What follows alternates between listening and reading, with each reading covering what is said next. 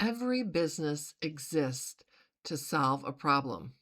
Yet it's interesting to me how many business professionals, no matter what their role in the organization, fail to share the problem they solve at a networking event.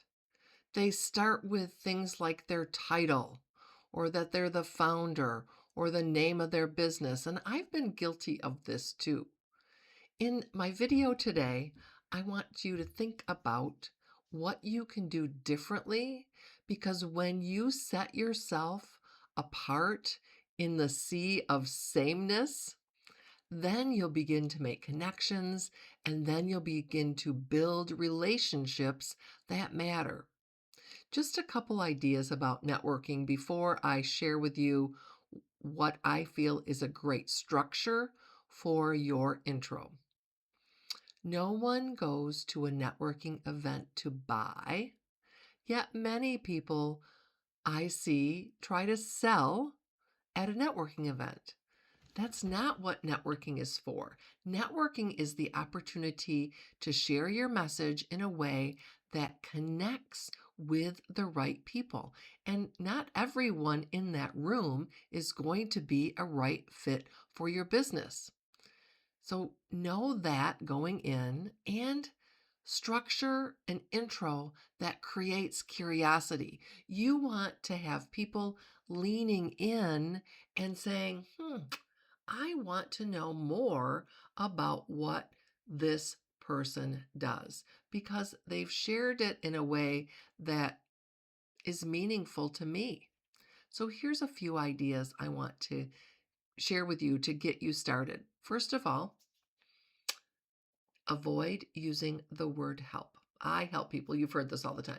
I help people get more clients using social media. I help people file their taxes and save money when they file their taxes. Or I help people with their accounting needs. No one wants your help. I say that in the kindest possible way. What do you do when you enter a department store and the clerk says, "Can I help you?" You say, "No, I'm just looking." We are adverse to that word help. I'm not sure why. You are the go-to, you are the strategist, you are the guide. Find out a different word to use instead of "I help." And even "I work" can be a turnoff because it sounds a little bit salesy. And we know people, again, are sometimes adverse to that feeling of, ooh, he or she is trying to sell me something. No, I'm trying to engage you in a conversation that will make sense to see if we should take it to the next level. In other words, is there enough interest on your part and my part to say, we should meet again? We need to dig into this further. I think that I could help you or you could help me. Yes, I'm using that word help, but you're thinking in your head, ooh, I want to get to know this person because there's some synergy there. There's maybe a strategy that we could pursue. There's maybe a combination of events we could create, whatever it is. That's what you want to get people to think about. So here's what I want to encourage you to think of in a way, or to create your 60-second networking intro. And it can be less than 60 seconds. There's no rule that says it has to be 60. And I will also tell you what, if you are clear and concise, you are much more memorable. So it's a problem the listener recognizes. You name a problem the listener recognizes. You position yourself as someone who can solve that problem.